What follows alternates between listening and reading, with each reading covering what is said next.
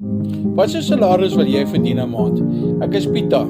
Ek is op 51 op mediese pensioen gesit en ja, dis nou 'n 31-jarige diens wat ek gewerk het vir myn en skielik moet ek 'n ander plan maak om vir my kinders universiteitskoste te betaal.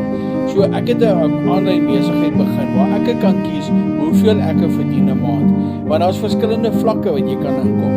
So soos ek sê, verskillende vlakke, met ander woorde, ons werk altyd op 'n gemiddelde van 4 kliënte 'n maand en ek het op die tweede hoogste vlak ingekoop. Die tyd toe ek ingekoop het was dit die hoogste vlak, maar intussen het hy verbeter. So ek het op die tweede hoogste vlak ingekoop. So deur 4 kliënte 'n maand kan ek 60.000 rand verdien. Wil jy dit ook graag verdien? Sê vir my daar in die comments. Help my en ek kan vir jou help en vir jou wys hoe werk die blueprint van hierdie besigheid om ook daai tipe geld in 'n maand te kan verdien.